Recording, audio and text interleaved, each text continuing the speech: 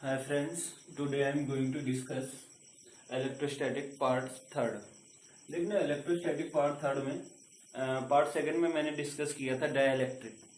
अब उसी से रिलेटेड कुछ प्रॉब्लम्स हैं। देखना कूलम्स लॉ भी हमने डिस्कस कर लिया था, तो कूलम्स लॉ से रिलेटेड कुछ प्रॉब्लम है। प्रॉब्लम मेरा पहला एक प्रॉब्लम है, the electrostatic force of repulsion between the positive charge and carrying equal charge is 3.7 into 10 raised to minus 9 Newton. When they are separated by a distance 5 angstrom, how many electron are missing from each end? देखना इसका meaning क्या है। मतलब ये है कि कोई electrostatic repulsion force लग रहा है दो पॉजिटिव चार्ज के बीच में जिनका चार्ज इक्वल है। तो हम देखना सोल्यूशन स्टार्ट करते हैं इसका। बोला क्या दोनों चार्ज इक्वल है, तो Q1 एक चार्ज मान लिया और दूसरा चार्ज मान लिया Q2। ये दोनों आपस में इक्वल है, इसको क्यों के इक्वल कर दिया, इसको मैंने कंसीडर कर लिया इस तरीके से लेट। ठीक है, दोनों चार्जेस के बीच में जो फोर्स लग रहा है वो फोर्स की वैल्यू बोली गई है आपका 3.7 into 10 raise to minus 9 newton, इतना फोर्स बोला गया है। ठीक है, बोला गया when they are separated by a distance 5 angstrom, इनके बीच का जो डिस्टेंस है आर की वैल्यू वो 5 एंगस्ट्रॉम है। 5 एंगस्ट्रॉम को मीटर में कन्वर्ट करेंगे तो 10 रेज़ टू माइनस 10 इतना मीटर हो जाएगा। ठीक है, how many electron missing from each ion, देखना जितने भी आयन है सब आयन में से कितना इलेक्ट्रॉन मिसिंग है वो हमको कैलकुलेट करके बताना है। तो देखना अगर हम बताएं तो यहाँ पर हमको कूलम्स लॉ पता है। कूलम्स लॉ क्या होता था, वहां से रिलेशन पढ़ा था, F equal to 1/4πε0 Q1 Q2 over R square, ये पढ़ा था हमने।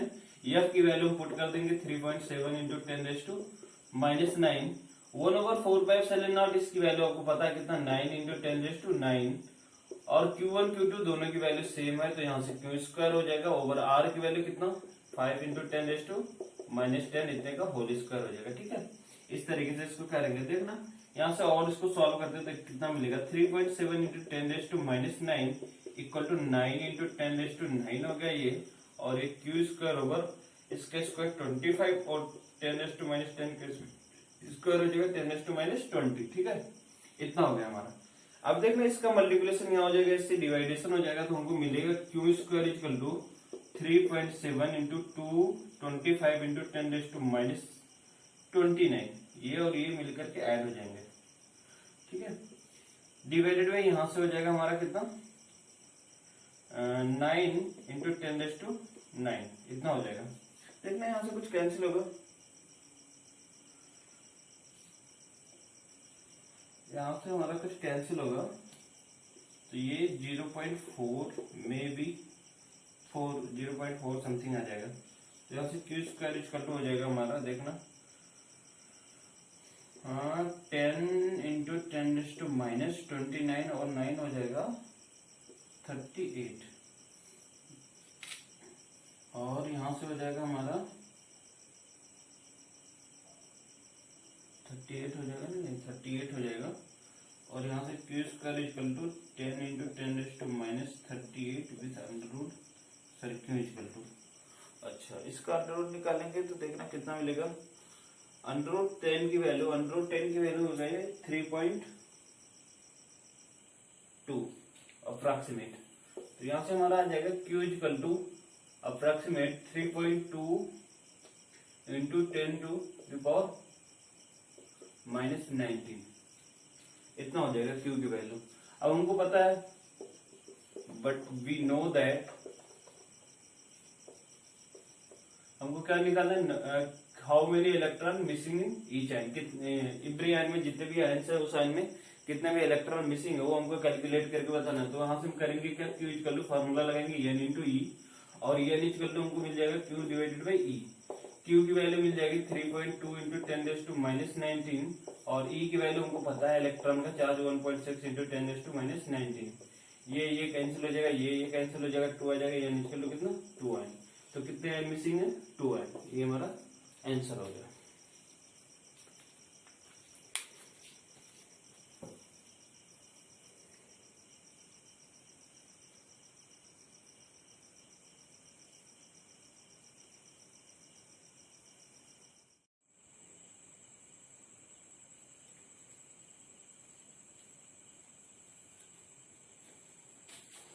देखना क्वेश्चन सेकंड है, सेकेंड क्वेश्चन ये है, इसका बोला गया है a free pitch ball a of 8 gram carrying a positive charge of 5 into 10⁻⁸ coulomb.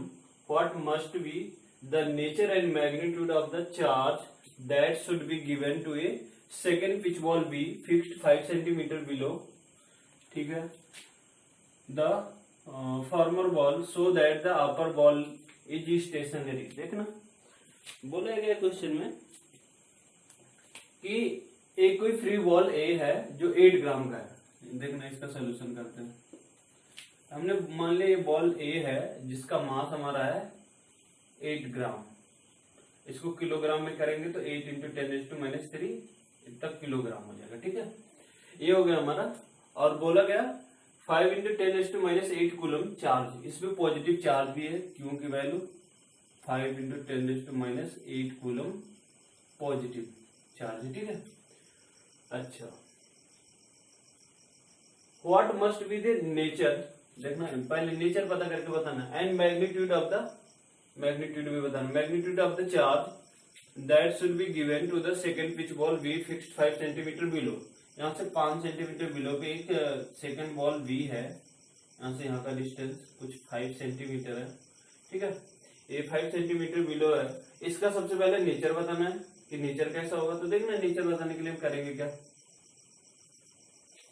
सबसे पहले हम जो वैल्यू गिवन है, क्यू की वैल्यू 5 into 10⁻⁸ कूलम हो गया. एम की वैल्यू हो गया हमारा कितना 8 into 10⁻³ किलोग्राम. ठीक है, इतना हो गया.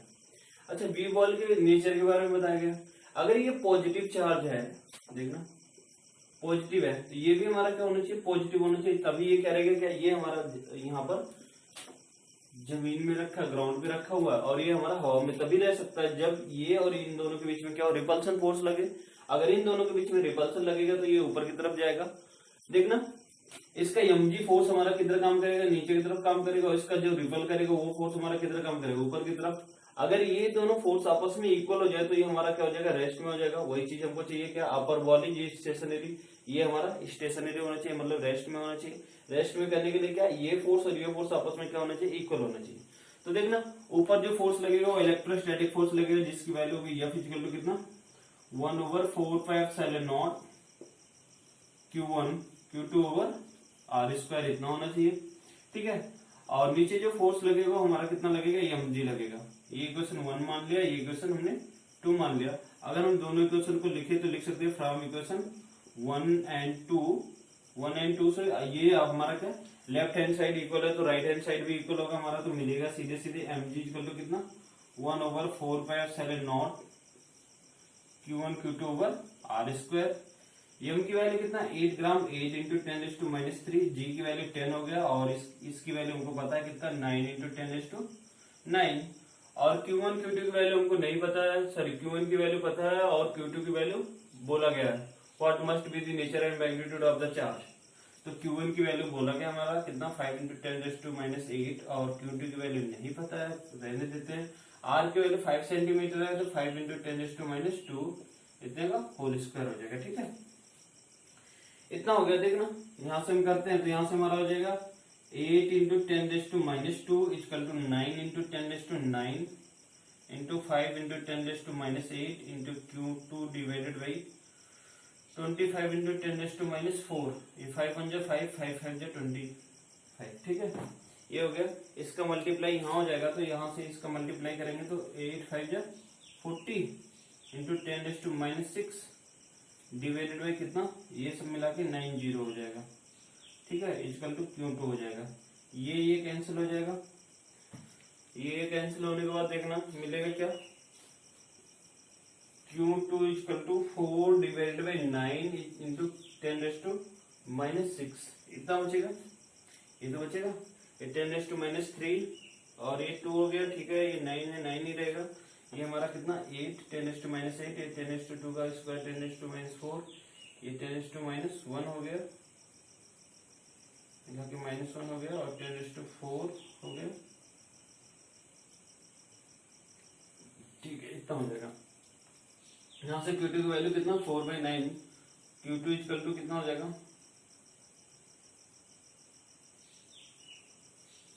4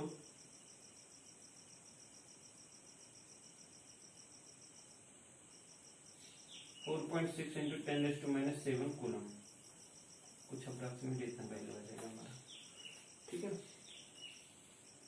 ओके।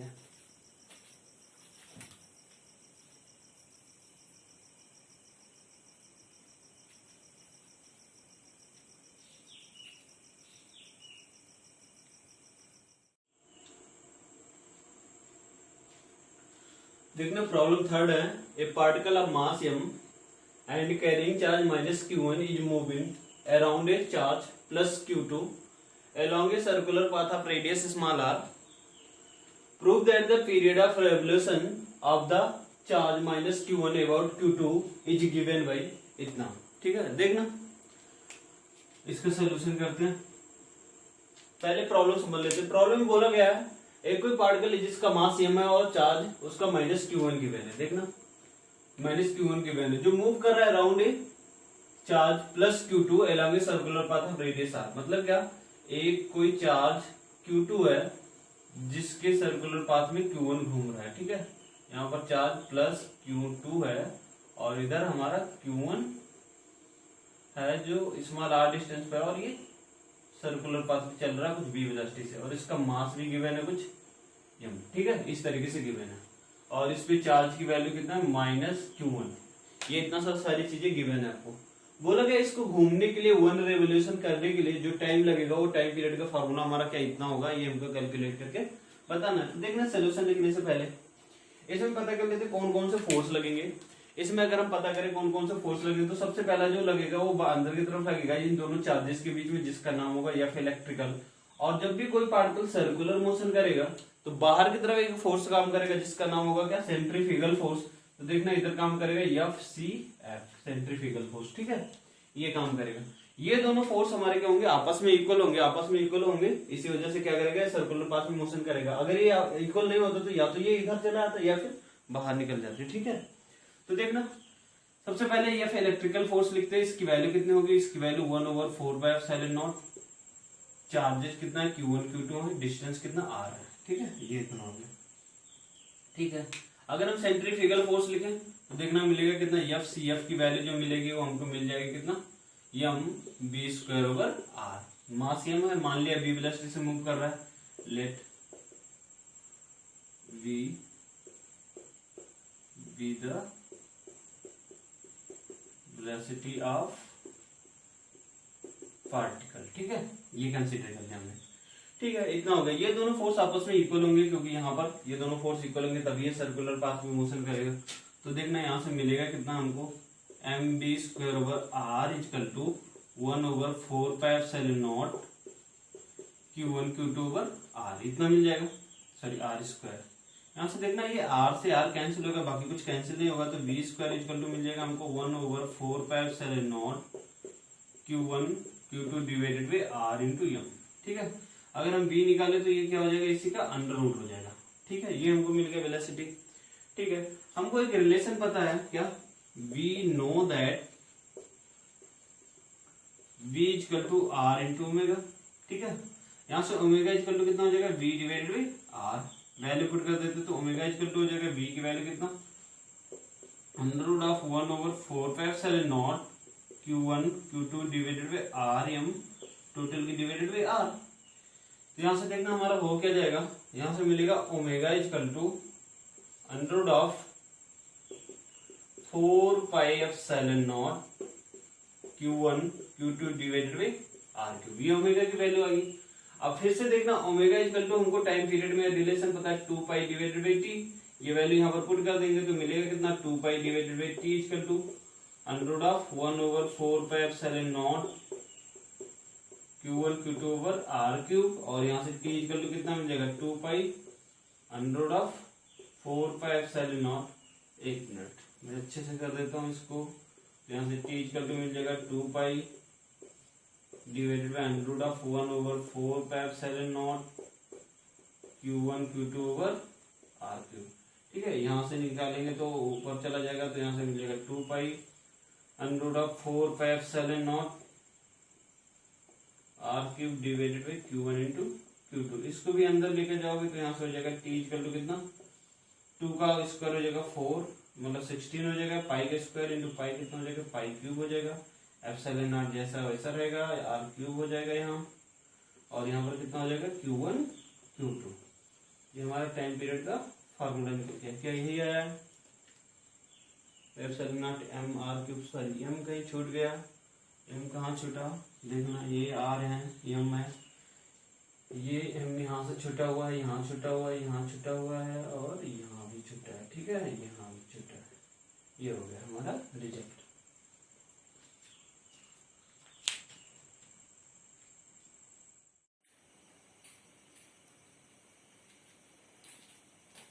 देखना प्रॉब्लम नंबर 4 है। Two similarly equal charge identical metal sphere A and B repel each other with a force 2.0 into 10⁻⁵ Newton. A third identical uncharged sphere C is touched to A, then placed at the midpoint between A and B. Calculate the net electrostatic force on C. देखना problem में बोला क्या गया, बोला गया दो similar equal identical metal sphere A and B है। देखना एक मेटल स्फीयर ए हो गया और दूसरा मेटल स्फीयर ये बी हो गया, ठीक है। आइडेंटिकल है, आइडेंटिकल होने का मतलब दोनों पे चार्ज की वैल्यू क्या होगी, सेम होगी। इसके ऊपर क्यों है तो इसके ऊपर भी क्यों है। मान लिया इनके बीच का जो सेपरेशन है वो सेपरेशन हमने मान लिया कितना, कुछ आर है, ठीक है। तो इनके बीच में जो फोर्स काम करेगा, देखना फोर्स काम करेगा, वो फोर्स की वैल्यू हो जाएगा K Q square over R square. K की वैल्यू क्या होती है, के इक्वल टू होता है 1/4πε0, इतना लिखा जाता है के को, ठीक है, इतना मान लिया। अच्छा अब बोला गया एक कोई स्फीयर सी है, सी ये स्फीयर सी है, इसको क्या किया गया, ए से टच कराया गया, इसको टच कराने के बाद इसको क्या पुट किया गया, यहाँ सेंटर में पुट कर दिया गया, इसके एकदम सेंटर में पुट कर दिया गया। सेंटर में पुट करेंगे तो यहाँ से यहाँ का डिस्टेंस कितना हो जाएगा r/2 और ये c हो गया। देखना जब ए से टच करवाया जाएगा सी को तो दोनों आइडेंटिकल हैं, तो दोनों आइडेंटिकल चार्ज क्या करेंगे, डिस्ट्रीब्यूट कर देंगे, तो ये Q/2 हो जाएगा चार्ज, इस पे भी कितना हो जाएगा Q/2 हो जाएगा। इस तरीके से इन दोनों पे चार्ज क्या हो जाएगा, डिवाइड हो जाएगा। अब इन दोनों के बीच में भी फोर्स लगेगा, इन दोनों के बीच में जो फोर्स लगेगा वो देखना कितना लगेगा। तो ये हमारा हो गया ए और ये हमारा हो गया सी और ये हो गया हमारा बी, ठीक है ऐसा। तो देखना force on C due to A, ठीक है। ए की वजह से सी पे जो फोर्स लगेगा कितना लगेगा, F इजिकल टू के Q/2 है तो Q/2 का होल स्क्वायर हो जाएगा डिवाइडेड बाई R/2 है तो यहाँ से R/2 का होल स्क्वायर हो जाएगा, ठीक है।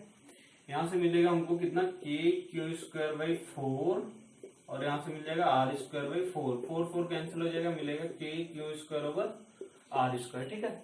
ये हमारा इतना मिल जाएगा फोर्स की वैल्यू किसके, ए और सी के बीच में। और अलार्म किधर होगा, देखना ड्यू टू ए की वजह से सी पे देखा जा रहा है तो दोनों क्या सिमिलर चार्ज है, दोनों पॉजिटिव है, तो इसके बीच में क्या लगेगा, रिपल्सन लगेगा, तो कितना लगेगा अलोंग ए सी, ठीक है ये हो जाएगा। अच्छा बी और सी के बीच में हमको फोर्स बताना है कितना, calculate the electrical force on C, C के ऊपर बताना है, सी के ऊपर बताना है, तो बी भी फोर्स लगा रहा होगा सी के ऊपर, तो बी भी फोर्स लगा रहा होगा, तो देखना यहाँ से यहाँ का डिस्टेंस कितना होगा, ये भी R/2 होगा, इस पे चार्ज कितना क्यू, इस पे कितना Q/2 है, तो यहां से मिल जाएगा force on C due to B. तो देखना यहां से F इक्वल टू कितना मिल जाएगा, के Q/2 into Q divided by R/2 का होल स्क्वायर। तो यहां से हमको मिल जाएगा, सॉल्व करोगे तो KQ² डिवाइडेड बाई 2, सॉरी यहां से R² और यहां से 2 मिल जाएगा इतना, ठीक है। ये किधर लगेगा, ये हमारा आएगा, इसकी वजह से इस पे रिपल्सन होगा तो इसका डायरेक्शन ये हो जाएगा, तो इधर हो जाएगा अलोंग BC, ठीक है। देखना AC और BC क्या है, एक दूसरे के अपोजिट है, ये ना AC और BC एक दूसरे के अपोजिट है, so net force equal to, इसको हम नाम दे देते हैं CA और इसको नाम दे दिया हमने CB, सॉरी इसको AC नाम दे देते हैं और इसका नाम दे देते हैं हम BC, ठीक है। तो यहाँ से हो जाएगा F B C plus F A C. क्योंकि दोनों ऑपोजिट डायरेक्शन में है तो दोनों क्या हो जाएंगे, माइनस हो जाएंगे। माइनस होंगे तो कितना मिलेगा, 2k² ओवर आर स्क्वायर और प्लस एफ ए सी की वैल्यू कितना, k² ओवर आर स्क्वायर। लेकिन ये कैसा होगा, माइनस डायरेक्शन होगा, एक दूसरे के अपोजिट है। तो यहाँ से हो जाएगा कितना, k² ओवर आर स्क्वायर और k² ओवर आर स्क्वायर, इसकी वैल्यू कितना, 2 × 10⁻5 न्यूटन। तो इसकी वैल्यू कितना हो गई, 2 × 10⁻5 न्यूटन। तो नेट फोर्स जो लगा, net force equal to 2 × 10⁻5 newton. ठीक है, इतना हमारा नेट फोर्स आ गया।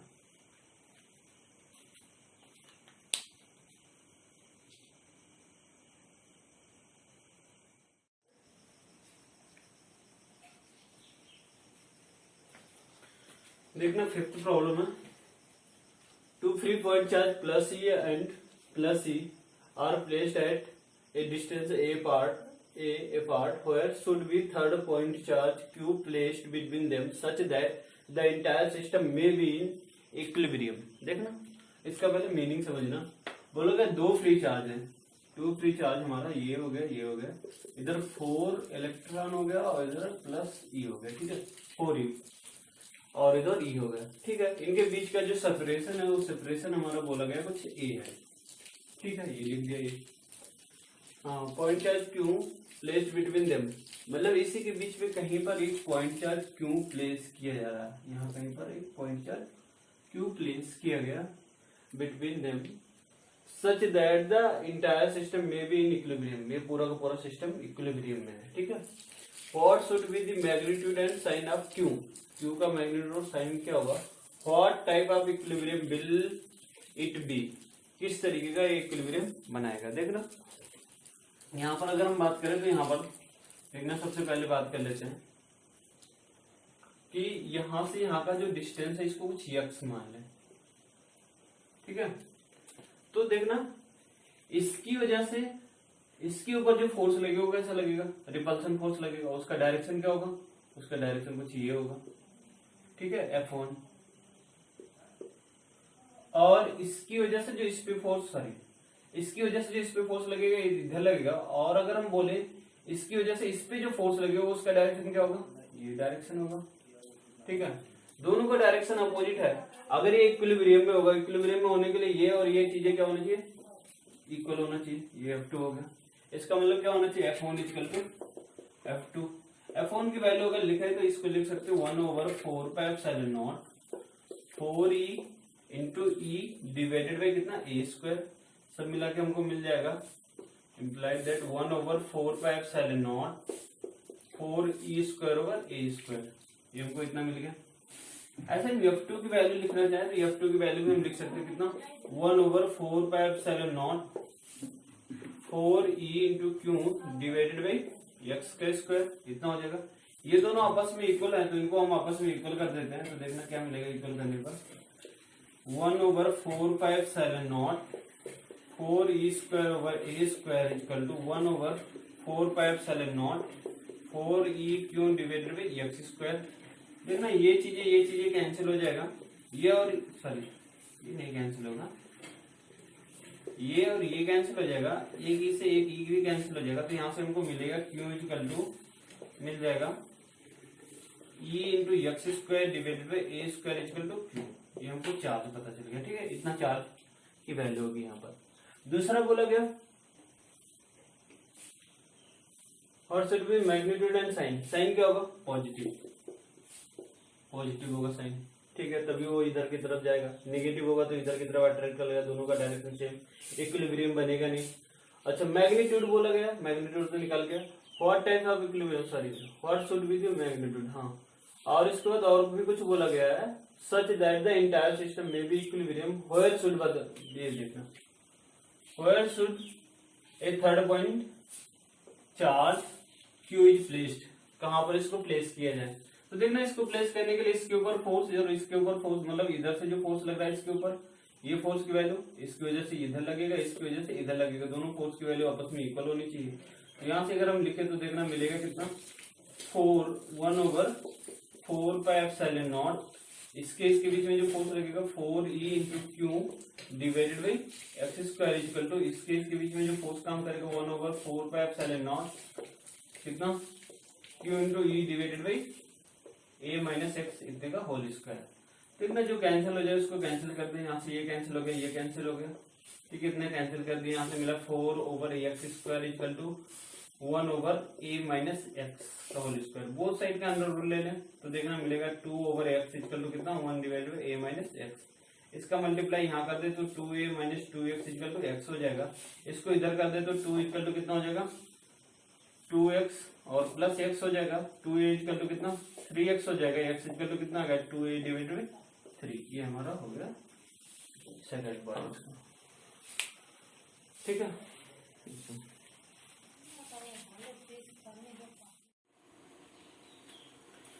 देखना नेक्स्ट प्रॉब्लम है, ए charge q is to be divided into two objects. What should be the value of charge on the two objects so that the force between object can be maximum? देखना इसका मतलब क्या है, एक कोई charge capital Q है, इसको दो ऑब्जेक्ट में डिवाइड किया गया, कैपिटल Q चार्ज को दो ऑब्जेक्ट में डिवाइड किया गया और बोला गया कि what should be the value of charges on two object, दोनों ऑब्जेक्ट के ऊपर चार्ज की वैल्यू क्या होगी वो हमको पता करके बताना। देखना एक ऑब्जेक्ट है, इसके ऊपर मैंने मान लिया चार्ज Q है, इसको दो चार्जेज में डिवाइड किया गया, तो हमने मान लिया एक ऑब्जेक्ट पे चार्ज स्मॉल q आ गया, तो दूसरे ऑब्जेक्ट पे चार्ज कितना बचेगा q माइनस स्मॉल q, इतना बचेगा, ठीक है। What should be the value of charges on two object, then the force between object is maximum force लगना। इनके बीच का कुछ डिस्टेंस हमने मान लिया कुछ r डिस्टेंस के बीच सेपरेटेड है ये, तो इनके बीच में जो फोर्स काम करेगा देखना कितना फोर्स काम करेगा, ये फोर्स वाला काम करेगा F equal to 1/4πε0 Q capital Q minus small q divided by r square, ठीक है। बोला गया मैक्सिमम, बोला गया फोर्स मैक्सिमम होना चाहिए, कितना होगा, तो मैक्सिमम फोर्स होने के लिए हमको मैक्सिमम और मिनिमम कंडीशन लगाना होगा। मैक्सिमम और मिनिमम कंडीशन क्या होता है, मैक्सिमम मिनिमम कंडीशन बोला जाता कि अगर हमारा फर्स्ट डेरिवेटिव किसी भी फंक्शन का अगर ये फंक्शन x का है, फर्स्ट डेरिवेटिव इसको इक्वल कर दे तो ये हमारा दिखाएगा क्या मैक्सिमा और मिनिमा दोनों का कंडीशन है ये, ठीक है। इसका सेकंड डेरिवेटिव अगर हमारा क्या आता है, ये इसकी वैल्यू अगर हमारी पॉजिटिव आ जा रही तो बोला जाता है मिनिमा है, और ये वैल्यू अगर नेगेटिव आ गई तो इसको बोला जाता है मैक्सिमा है, ठीक है। तो ये आप पढ़ोगे, हम पढ़ा होगा आपने पहले क्लास 11th में। देखना यहां से करने के लिए हम करेंगे क्या, इसको डिफरेंशिएट करेंगे, differentiating with respect to Q, ठीक है। तो यहां से मिलेगा dF/dQ इक्वल टू 1/4πε0, ये कॉमन हो जाएगा, d/dQ बचेगा और यहाँ से हो जाएगा Q माइनस Q²/r², इतना हो जाएगा, ठीक है।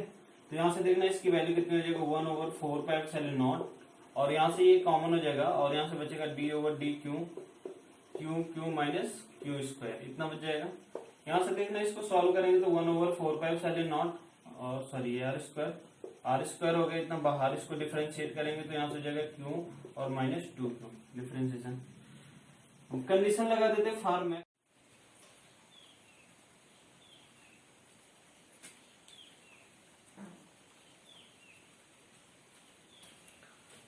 देखना हमारा मैक्सिमम मिनिमम कंडीशन लगा दिया, मैक्सिमम मिनिमम कंडीशन लगाने के बाद ये वैल्यू मिल गई, इस वैल्यू को हमने क्या 0 के इक्वल कर दिया क्योंकि ये और इसके इक्वल है, तो इसको हमने 0 को इक्वल कर दिया। 0 के इक्वल करने के बाद ये वैल्यू इधर मल्टीप्लाई करोगे 0 हो जाएगा, बचेगा इतना, इतने को भी हमने 0 के इक्वल कर दिया तो Q इक्वल इतना मिलेगा, Q की वैल्यू इतना निकल के आ गई, ठीक है।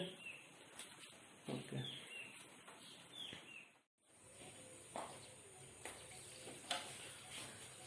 देखना नेक्स्ट प्रॉब्लम, प्रॉब्लम नंबर 7 बोला गया two similar ball each having mass m and charge q are hung from a zinc thread of length L. Prove that equilibrium separation इतना x equal to q² L over 2πε0 mg power 1/3 where each thread make a small angle theta with the vertical। देखना problem क्या है, पहले इसको समझते हैं फिर solution. देखना बोला गया एक दो सिमिलर बॉल है, दोनों का मास m है और चार्ज q है और इसको बोला गया are hung from a silk thread length L। देखना इस तरीके से सिल्क थ्रेड है जिसको दो ऐसे बॉल हैं सिमिलर मास के, इनको हंग किया गया है। ठीक है, इनको हंग करने के बाद बोला गया है इनका लेंथ कितना L है और मास m है, चार्ज कितना Q है। इस तरीके से है। ठीक है, देखना बोला गया है कि where each thread make an small angle theta with vertical, मतलब क्या, ये वर्टिकल से कुछ एंगल बना रहा है। ठीक है, इधर से भी और इधर से भी, दोनों साइड से थीटा एंगल बना रहा है। इसका मास m है, चार्ज Q है, मास m कर दिया, चार्ज Q कर दिया, इसका भी चार्ज Q है और मास m है। देखना अगर दोनों में चार्ज Q और Q है तो इन दोनों के बीच में, अगर हम बोले इन दोनों के बीच का सेपरेशन कुछ x है यहाँ से यहाँ तक का, तो इन दोनों के बीच में कुछ फोर्स काम करेगा और वो फोर्स क्या होगा, रिपल्सन फोर्स होगा, तो उसका डायरेक्शन इधर होगा और उसके जो वैल्यू होगा इलेक्ट्रोस्टैटिक फोर्स होगा Fe की जो वैल्यू मिलेगी वो वैल्यू हमको देखना कितना मिलेगी फ्रॉम कूलम्स लॉ से मिलेगा 1/4πε0 Q square over x square, इतना मिल जाएगा। दूसरा देखना इसका mg फोर्स हमारा क्या होगा, नीचे की तरफ काम करेगा। mg फोर्स नीचे की तरफ काम करेगा तो इसका mg का कंपोनेंट ब्रेक कर लेते हैं। mg का कंपोनेंट कैसे ब्रेक होगा, देखना mg का एक कंपोनेंट हमारा इधर आएगा और दूसरा कंपोनेंट कुछ इधर आएगा। देखना ये एंगल थीटा है तो ये वाला एंगल भी थीटा होगा, तो इधर mg का एक कंपोनेंट आएगा जिसका नाम होगा कितना mg cos थीटा, क्योंकि जिसके साथ एंगल बनता है उधर क्या आता है cos आता है, जिसके साथ एंगल नहीं बनेगा उधर क्या आएगा sin, इधर आएगा हमारा mg sin थीटा। ठीक है, देखना ये हमारा हो गया mg cos थीटा, ये हो गया mg sin थीटा। तो यहाँ से सबसे पहले हम sin थीटा की वैल्यू निकाल लेते हैं। अगर sin थीटा की वैल्यू निकाले तो देखना इसको हम यहाँ से इस तरीके से मिला दें और इसको O लिख दें, इसको M लिख दें और इसको N लिख दें, तो देखना ट्रायंगल OMN से अगर हम लगाएं क्या sin थीटा, तो sin थीटा इक्वल टू हमको मिलेगा क्या, परपेंडिकुलर अपॉन हाइपोटेन्यूज, ये वाला लेंथ कितना L, तो परपेंडिकुलर कितना हो जाएगा यहाँ से यहाँ का लेंथ, देखना x है पूरा तो x/2 हो जाएगा, ये यहाँ से हो जाएगा हमारा कितना x/2 डिवाइडेड बाई L। ठीक है, इतना हो जाएगा। यहाँ से हमको मिलेगा कितना sin theta equal to x divided by 2L। लेकिन बोला क्या क्या है, small angle theta.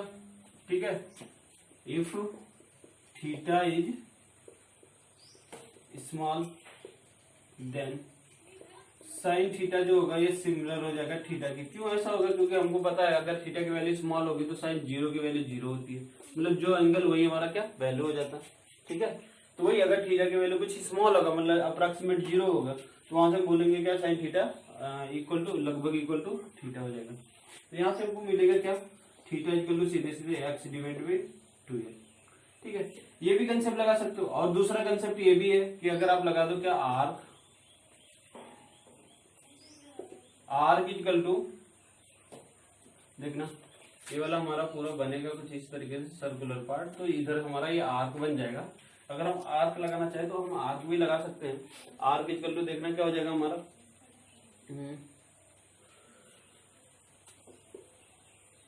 Theta into are, are का मतलब एल, ये हो जाएगा।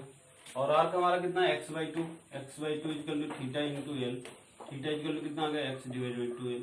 तो आप दोनों चीजें यूज कर सकते हो, ये जाएगा। ठीक है, इस तरीके से देखना ये हमारा किसकी वैल्यू निकल के आ गई, थीटा की वैल्यू निकल के आ गई। अच्छा, जब थीटा ये बहुत स्मॉल है तो इसका मतलब क्या, ये वाला जो वैल्यू है ये लगभग इस तरफ टेंस करेगा। क्यों, क्योंकि ये थीटा की वैल्यू क्या बहुत स्मॉल है, थीटा की वैल्यू बहुत स्मॉल है, तो ये वाला जो इधर टिल्टेड दिखाई, ये वाला जो टिल्टेड इधर दिखाई दे रहा है लगभग किधर आ जाएगा, इधर आ जाएगा। ये जितना इधर आएगा ये इतना ही ऊपर चला जाएगा इस तरीके से। तो यहाँ से हमको मिलेगा क्या, ये mg sin थीटा कुछ इस डायरेक्शन में, लगभग इस डायरेक्शन में कुछ होगा। तो इसका मतलब क्या Fe इक्वल टू क्या मिल जाएगा mg sin थीटा। तो हम अगर हम बोले इक्विलिब्रियम, तो for equilibrium F equal to mg sin theta, इतना लिख सकते हैं। Fe की वैल्यू लिखना चाहे तो Fe की वैल्यू हम लिख सकते हैं कितना 1/4πε0 Q square over x square, और यहाँ से मिल जाएगा mg sin थीटा की वैल्यू कितना मिल जाएगा x डिवाइडेड बाई 2L। हमको चाहिए किसकी, x की वैल्यू चाहिए, तो यहाँ से x की वैल्यू हम निकाल लेते हैं, x को इधर कर लेते हैं। तो देखना सॉल्व करेंगे इसको तो मिलेगा हमारा सॉल्व करेंगे तो मिलेगा हमारा यहाँ से, इसको x को इधर कर लो, बाकी सबको इधर कर लो, तो यहाँ से मिलेगा 1/4πε0, ठीक है। और 1 को ना करके क्यों कर दिया हमने, q²/4πε0, और इधर वाला भी इधर जाएगा तो into 2l divided by mg equal to x³ हो जाएगा। देखना 2 1 जा 2, 2 2 जा 4 हो जाएगा, यहाँ से मिलेगा कितना, q²l divided by 2πε0 mg equal to x³। यहाँ से x को इधर कर ले तो x इक्वल टू मिल जाएगा कितना, q²l divided by 2πε0 mg power 1/3। या इधर देखना, इधर पावर 3 था तो इधर जाएगा कितना हो जाएगा, पावर 1/3। देखना क्या सिमिलर है ये, q²l ओवर 2πε0 mg पावर 1/3।